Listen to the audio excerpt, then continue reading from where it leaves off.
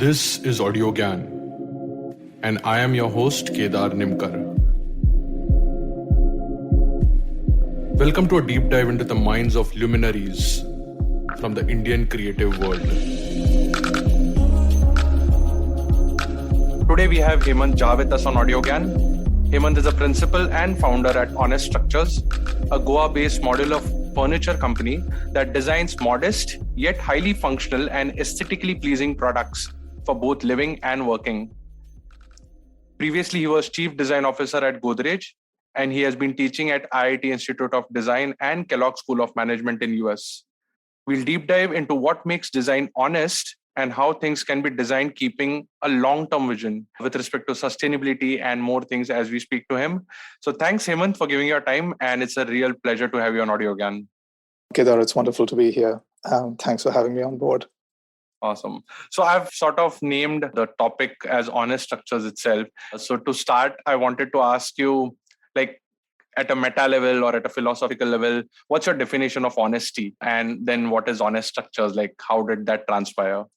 Obviously in the design context. Right. So that's a lovely question, Kedar.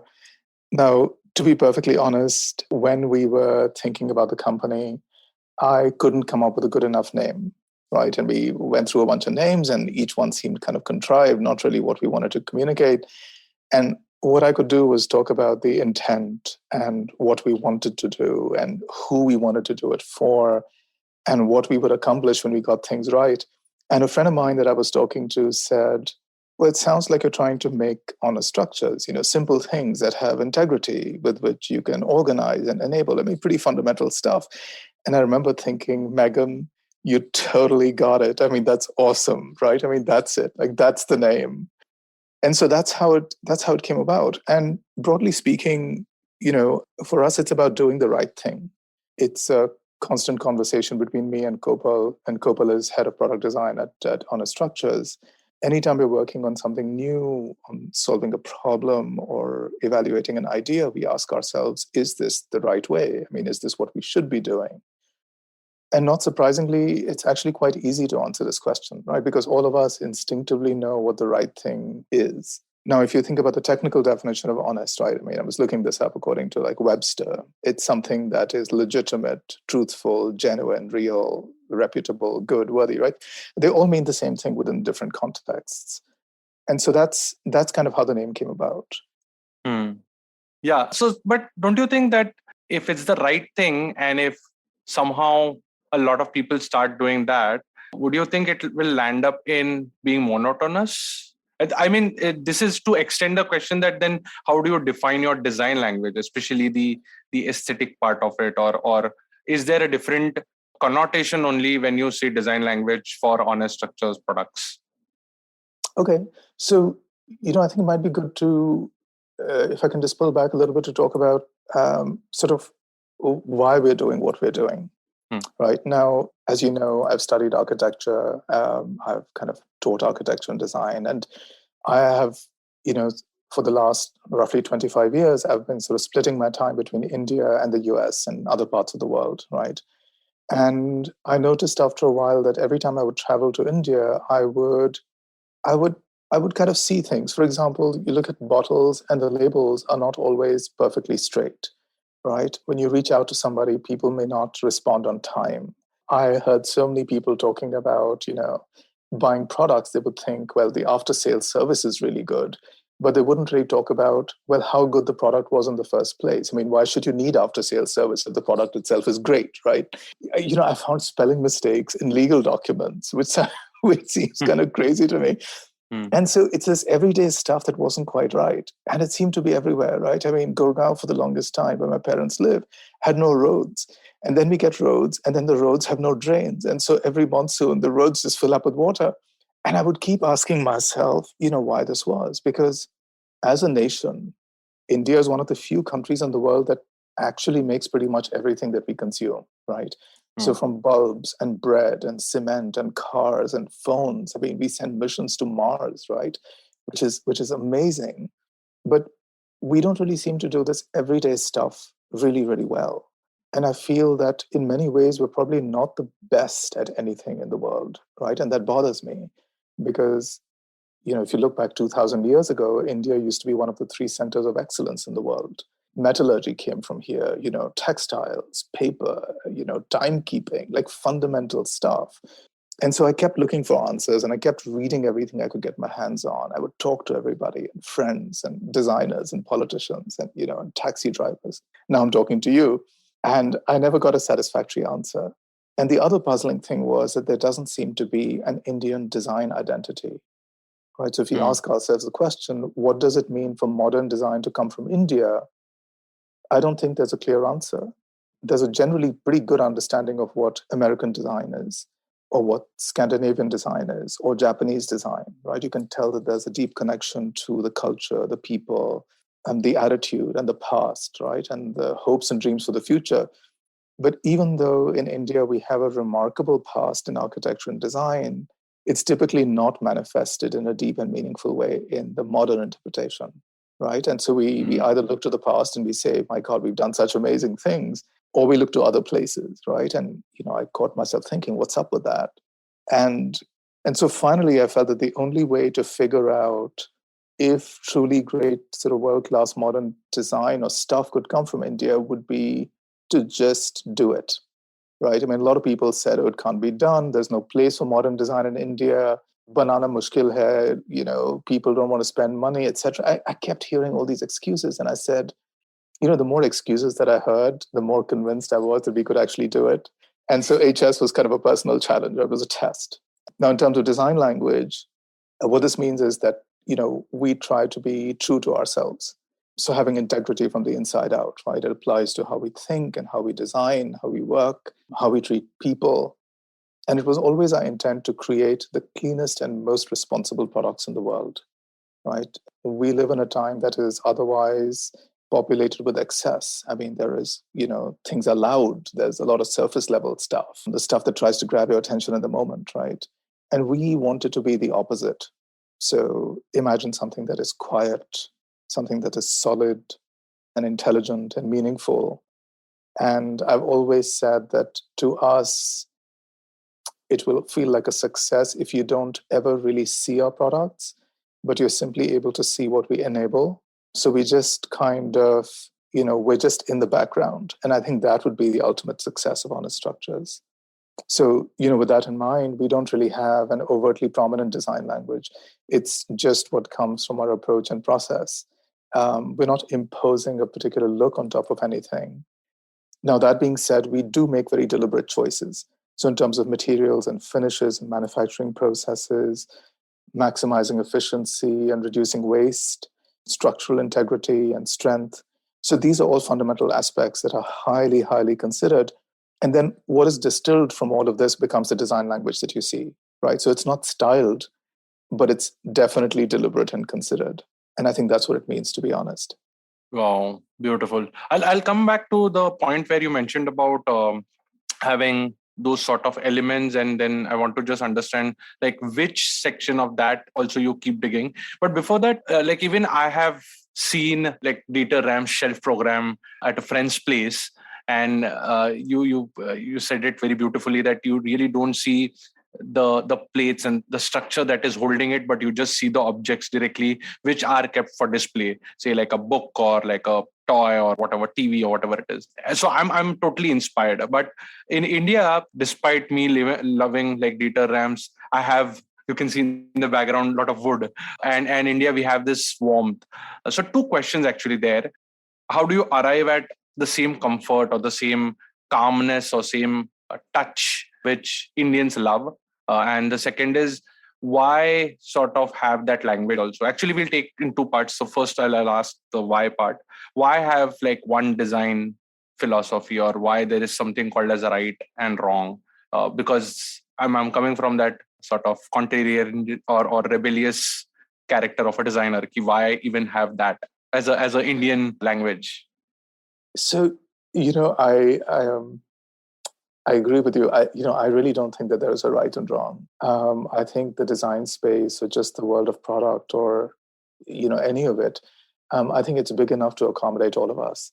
I think it would be an extremely sort of fascist or like really oppressive thing to do, to say to somebody, look, this is how it's going to be.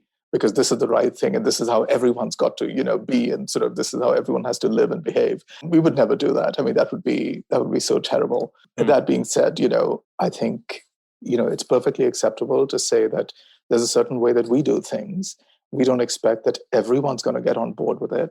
But, if we sort of care about the same things, then chances are that you will like what we do.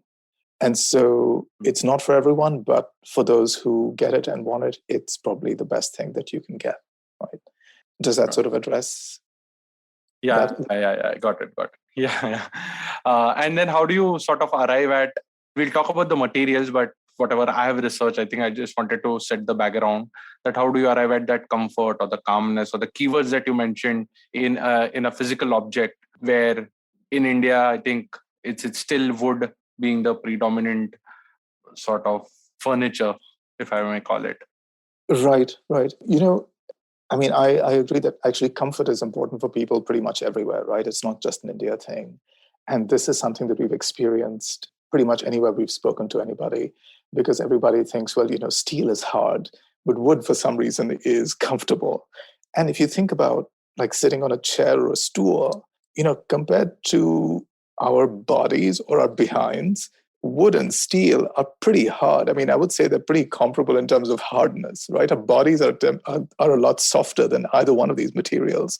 So it's not really about the material. I think it's much more to do with, you look at something and emotionally, how does it make you feel? And I think all of us have an association with wood that is much more comfortable and that's warmer. And the association with steel is typically sort of industrial, maybe, right? We see automobiles, we see buildings made of steel, we see factories made of steel. And I think there's something kind of working in our minds all the time saying that if it's steel, but it couldn't possibly be comfortable. Now, that being said, I think it's perfectly legitimate for somebody to come to us and say, dude, I can't live with something that's all steel. I need some wood. I have a family. I have other people who are going to come to my place. I have, it's like I need some wood. And so what we started doing is we started doing that, and we use wood in our own way. And we're not making furniture that's all wood, but we've combined wood with steel. So if you buy a table from us, we offer you the option of getting a tabletop in sort of a very nice birch plywood, right? We don't really stain it or whatever. We let you see the grain of that material. It's also CNC machine, so it's super precise and it's very durable. But there you have it. So there's like wood combined with it. We also use felt. So India is a wonderful place to get wool felt. And one of the projects that we're just working on right now, they loved the steel sort of stools and benches that we had, but they really wanted there to be a softer seating surface. Again, totally makes sense. And so we laser cut felt, and then we attach it magnetically to our steel products. And so you can kind of just snap it on and you can pull it off if it gets dirty, and you can clean it or put some new stuff on later. And so with every project that we do, or almost every client that we speak to, there's usually some kind of input that comes from there, which we then incorporate into our collection going forward. And we're doing the same thing in India and the US. So there's a lot of learning, and I think it'd be very arrogant of us to say this is it. So we don't do that. Awesome. Yeah, good. I think that's a good segue for the next question, because when you said felt and when you said wood, that means being a designer is sort of like a continuously exploring journey. So at Honest Structures, like, what do you think you keep like as a fundamental principle, or what is that one thing that you try to strive for or achieve despite all the odds, right? Be it just, I mean, there are multiple ways, right? And in the entire supply chain also, there are 1,000 other pieces. So sustainability versus making it sort of eco-friendly, making easy to ship and assemble. Every piece is very critical, but you might be having some sort of an anchor, right? I won't budge, or I won't change this core philosophy no matter what happens. So like, what is that one or two sort of principles that you think you sort of are non-negotiable? That's a great point. And it's also difficult to define, because you're absolutely right that there are so many moving parts, especially when you're making a physical product, right? from the beginning, we said that the products had to be and the cleanest and most responsible in the world. Now, there are so many different ways in which you could interpret that, right? And there's so many aspects of that that you could. Sorry, Hemant, sorry to just interrupt again, because I wanted to re-articulate the question. And this happens to me a lot of times. So whenever keeping my steady job and sort of doing this project, a lot of people ask, how do you get time? And I say, if I have 5 hours and I can do marketing, I can create social media posts, or I can do research for the next guest. Now, in that context, both are equally important for me as a project, but still I spend more time on, say, research, or at least digging further into the project. So that's where I'm coming from, that you have this long sort of life cycle of building or creating or designing a furniture. In that context, I wanted to see like which fragments that you really deep into, because everything will be important. Yeah, I get that. Right. So, okay, so the one common factor, and we've been doing this only for about 3 years now, but the one thing that really sticks out in my mind is that we are constantly refining our products. So we have never stood back and said, look, this looks really good. It's working for everybody. And I think we're done. So I think the common thing across everything we do is that we never feel that we're ever done. So with every project or every installation, we learn something, and then we fold it right back into the collection, or we put it right back. And it's a wonderful way to work because it allows us to evolve quickly, right? It also means that we're not just doing this for ourselves, we're doing it with other people. So yes, we add new products to the collection in this way, we take things out. But most importantly, I would say that we are constantly refining and minimizing. So the question to ask is, how do we accomplish even more with our products? How do we make them even more functional with even fewer moves and fewer parts and fewer processes and kind of even less drama, right? So less is more. That is something that we strive for constantly. And it's tremendously exciting when you can accomplish really cool things with very few moves. And there's this Japanese audio brand that I really like. It's called 47 Lab. And their tagline is, only the simplest can accommodate the most complex. And, as you know, it takes extreme skill to make something fabulous with as little as possible, right? So the best cooks will do this, right? With like 3 ingredients, they'll put together an amazing meal, or the best artists or the best designers. So it's magical when that happens. So like that is the thing we strive for. Beautiful.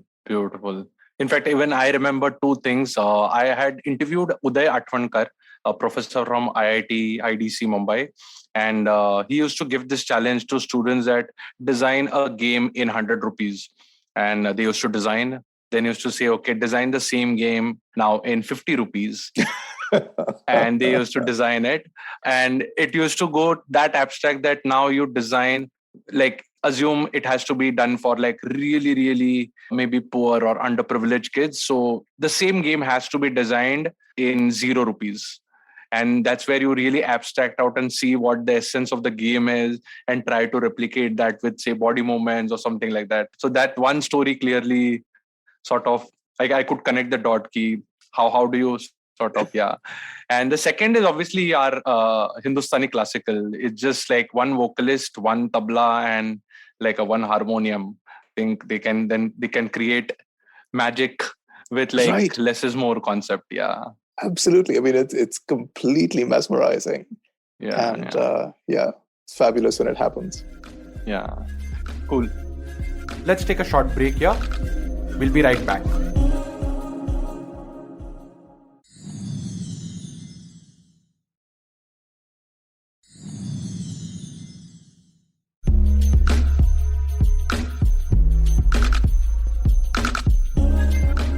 Okay, welcome back to the show. So you have, like, we have so many wide materials, and I guess Honest Structures has dealt with obviously felt and wood to a certain extent, but predominantly it has been steel. So why or what made you land upon steel or a metal as opposed to like plastic? Recyclable plastic seems to be the most agile, most versatile. Obviously, if it's recyclable, then it's friendlier as well. It's greener. But then what made you land up in steel? So with Honor Structures, the goal was to create a global enterprise and at the same time keep it super, super local wherever in the world we're present, right? So um, made in Goa for India, made in Chicago for the US. In India, we use 100% Indian materials in manufacturing. In the US, we use 100% US materials in manufacturing, right? We're thinking of going to Japan next, and it'll be the same thing there, right? The product mix that we have across geographies is pretty much the same. It's adapted to be suitable for regional preferences, but it's mostly the same, right? Now, in order to do this, we had to look for a palette of materials and processes which would be available to us across the world. So basically, the material needed to be a commodity, right? I mean, that's what a commodity is. So it's more of a need rather than right. So it couldn't be, and for the kinds of products that we do and for the needs that we serve, it couldn't be too exotic or expensive. It had to be easily available. It had to be easily recyclable, and steel fit that bill, right? So in terms of strength and the feel, like the heft of it, the availability. And steel is also an ancient material. I mean, it comes from a long time ago. And like we said, India was one of those centers of excellence thousands of years ago where alloys were first made. And so, and it's a commonly available material, right? So there's something really nice about using a humble material and then showing what it can do. Now, that being said, we are constantly looking for materials that we can use specifically in different regions. So, for example, here in the US, we have access to a really nice flat tabletop material that's made of about 100 layers of paper and biodegradable resin. And it's compressed under high temperature and pressure. And it's really smooth and it's cool to the touch. It almost feels like stone, right? And so we use that here. But we can't really use that in India because the material, I mean, you don't get that in India. But in India, we can use unbleached wool felt for seating surfaces because that's what's available there. So it's almost like the backbone of the collection is steel because we can use it anywhere. And then we enhance that with other things that are region specific. Now, to your point about plastic, right? We are totally, totally open to using recycled plastic. And the reason that you don't see it used more is because people don't realize how tough it is to recycle plastic cleanly and efficiently.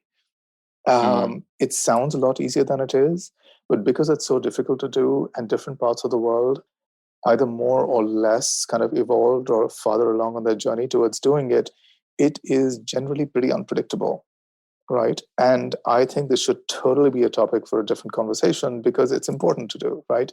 And we have looked into it pretty much everywhere that we have worked. And I would say this as an open offer to anybody who's working with recycled plastics. Like, if you are looking for someone to partner with or someone to use the material that you're producing, please reach out to us. I mean, we will be your first clients. So that's sort of the long and short of it. I think as material science gets better, as things kind of evolve a bit, we will kind of always be there to kind of take it on. Yeah. Cool. Very interesting.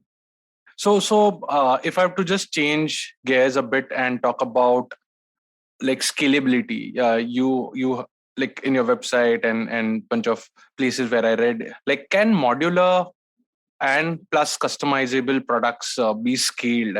I mean, I've seen at least my exposure to furniture design in this sort of genre is Dieter Rams, and I've heard stories of they having like a exclusive software. You can like take the photo of your wall and just send them. They will send you a plan immediately. Like really cutting edge stuff there.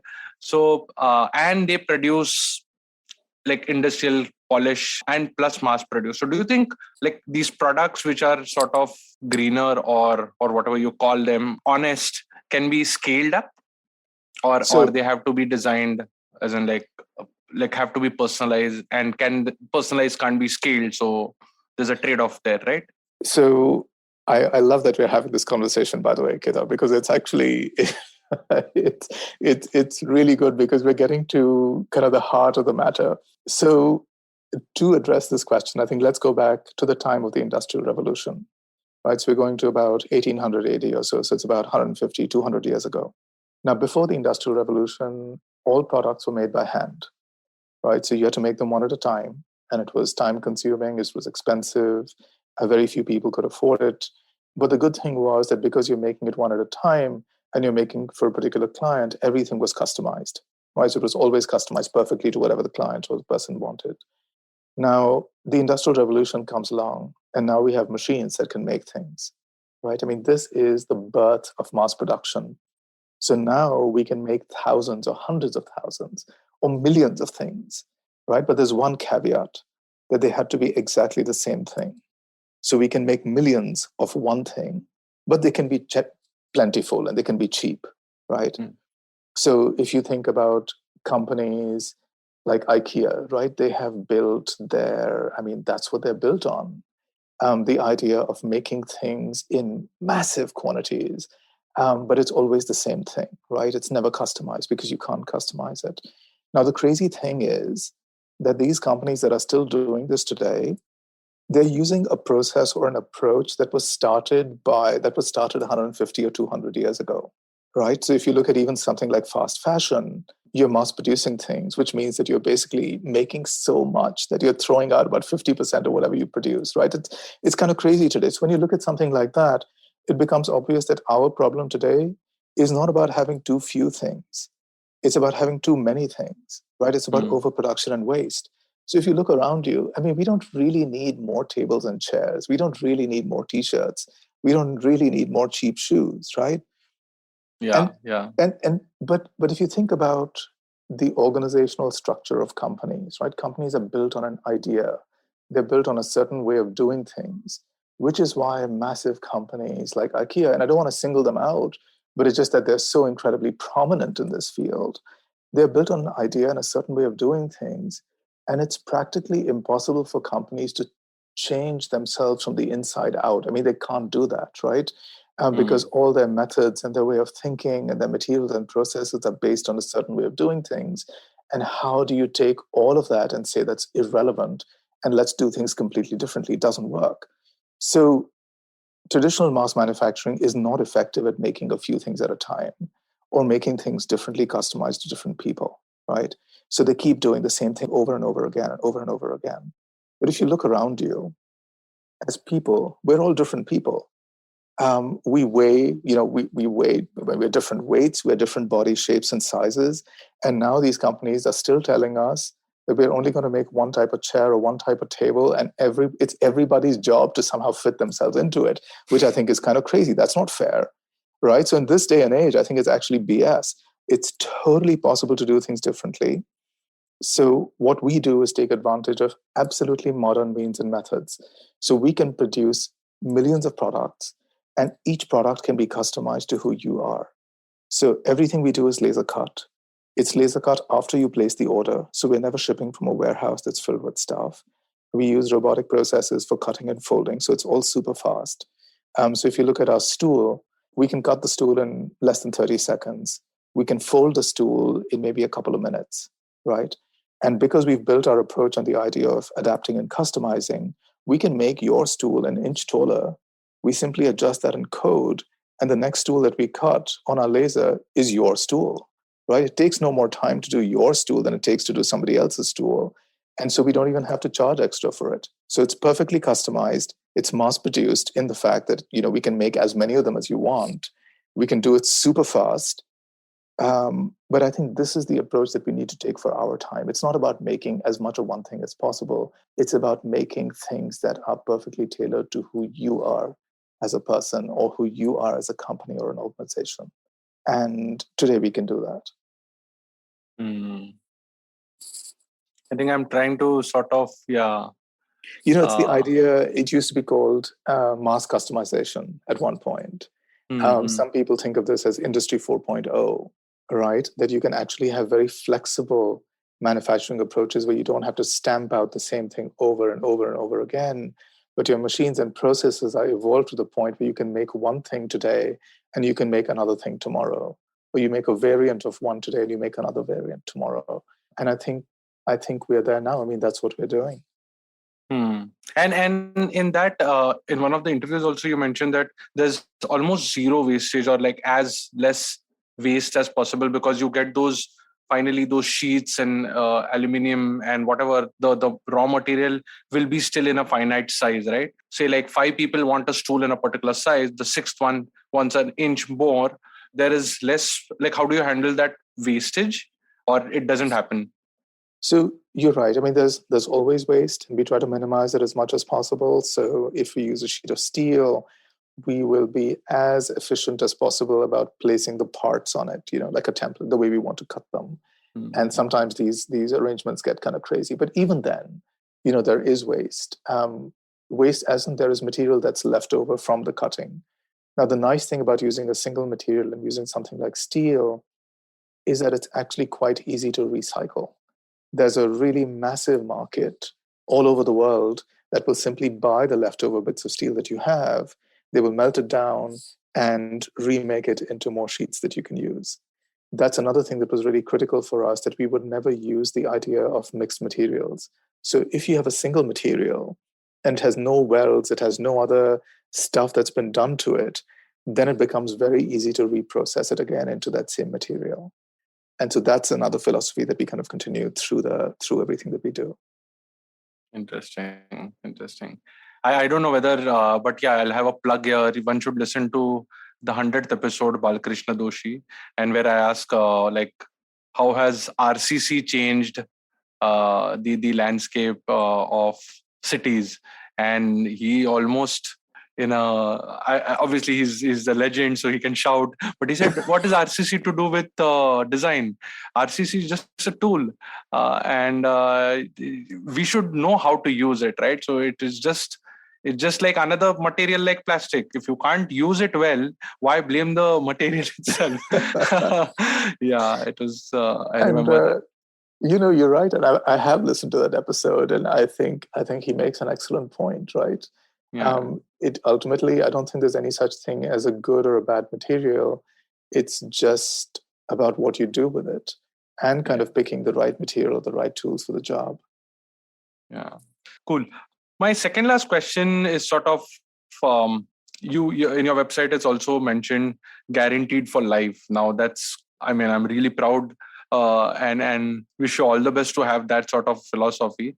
But how do you sort of come to terms with it when the world is moving towards very like 15-second videos? In fact, I have a lot of furniture in my house which is teak. But when I was designing it, a lot of friends and even the furniture guy told me, "Sir, 15 साल में बदल दोगे, like pine ले लो, क्यों चाहिए teak?" And I said, "No, boss, like it's not about like changing. It's about having it for life, or at least till I am alive, right? Like what goes in your mind and at the team at Honest Structures, where they are sort of committed to design something, because designing for life is a super difficult task, right? You have to be like ultra minimalistic or something, I don't know, whereas the demand on the other side is something else. So what keeps you sort of focused to build that longer shelf life?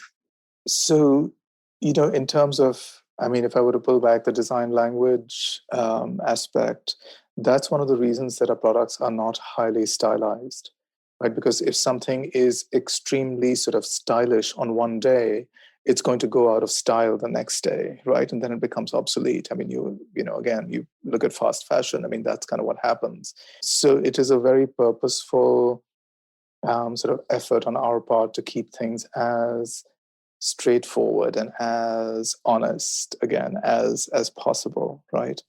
Now, precisely because things today are so transitional and so transactional, that's kind of the reason that we are taking the opposite tack.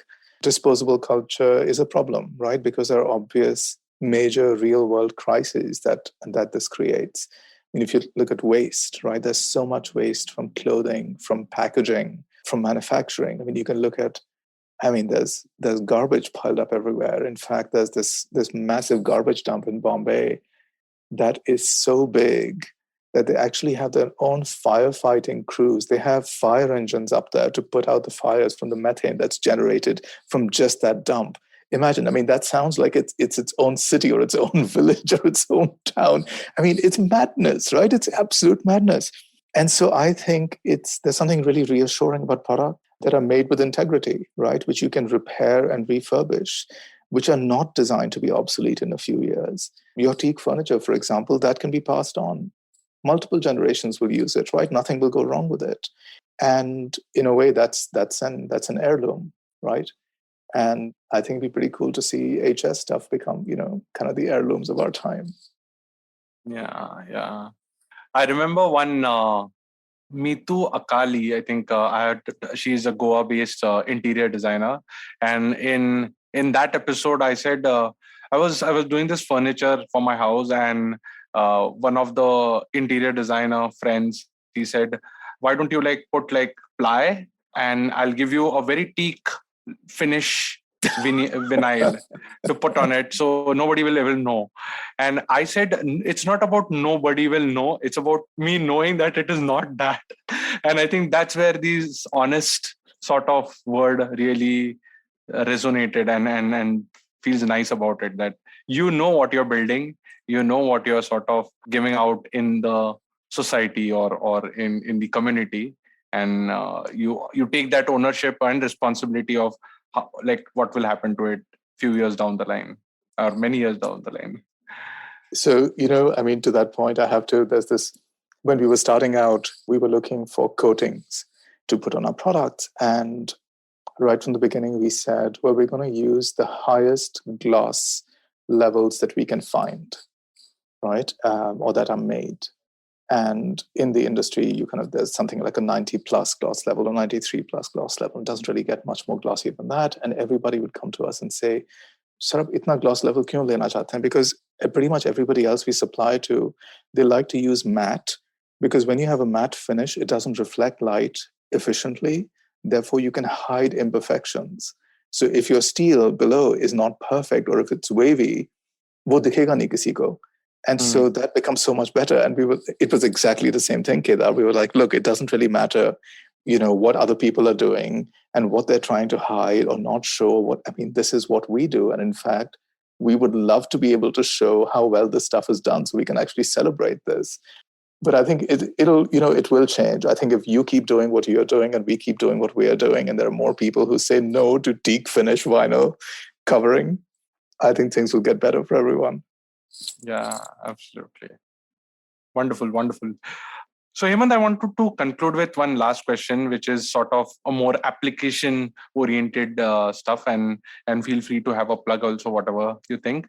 But which domain do you think will benefit maximum from these sort of structures that you're building? Be it because I was looking at there's hospitals, and then there is cafeterias, and so any thoughts that you have identified so far that these are the domains or these are areas where honest structures or the furniture that you have designed, the products that you have designed using these honest materials will be helpful, and in the long run will also be green, for a lack of a better word? So we, in a way, we started out designing these products for ourselves, right? The way that we live or the way that we would like to live. And we always felt that there would be other people like us as well, obviously. And so it would be for this entire group of people who kind of believed in the same things that we believe in. We also wanted the products to be as useful to as many people as possible. And so they weren't very particular types of things, right? So they're stools and benches and they're shelving systems, and they're everyday things that everybody can use in all types of situations. So the way I describe it to people is that if you think of a Lego, like everyone's played with Lego, right? And it's a bunch of little rectangular pieces and whatnot. And everybody can take those Lego pieces and put them together into something that is theirs, right? And so if you had to build a house with Lego, you can build a house, you can do a car, you can do all sorts of things. So think of our approach as being a system with which you can do many different things. And so that being said, there's really no particular application that they were designed for, but they're designed to work really well across multiple applications. So when we talk about hospitals, I think a product would work really well because they are extremely easy to clean and to keep clean, right? So if you had to sanitize them, you could literally take a product and put it in an autoclave, or you spray it with chemicals, or you wash it with soap and water, and it's perfectly fine. Like nothing bad will happen to it. But then if you look at an application in a cafe where you also want to keep things looking clean and, and sanitized, well, it obviously works over there too. And if it can work in a hospital and a cafe, then it can definitely work in, a kid's room. So if they spill their drink on it, no problem. So there isn't a particular kind of application. It's almost like a way of living, or depends on what our priorities are. And if it kind of matches with that, then our products will work for you. Awesome. Cool. I think these were the few questions. Obviously, I have like a bunch of questions which we'll take offline. But this is it. You want to add anything about like Honest Structures? If people have to follow you, order. So I think people can find us online, right? So just go to our website. You can reach out to us through there, and we can talk. One of the things that I think I'd like to share, especially if there are people who are starting out, or young designers or students, one of the things that I have learned over time and that I really subscribe to is that just because something has never been done doesn't mean that it cannot be done. And it definitely doesn't mean that it should not be done. Right. And I think, especially if something's never been done, for those who are willing to put in the work and the effort, I think it's a wonderful opportunity. So I have definitely enjoyed kind of taking this chance. Like Honest Structures was a challenge for us, right? We didn't know if it could be done, but then we did it, and it feels great. And so I would encourage pretty much everybody, or really, I would encourage everybody to go ahead and do it. I think it's the best kind of experience there is. Great. I think that's a good note to end this. Thanks, Hemmant, for giving your time, and all the best for your Honest Structures long life. And happy to have you. And thanks, Kedar. I mean, it was lovely having this conversation, and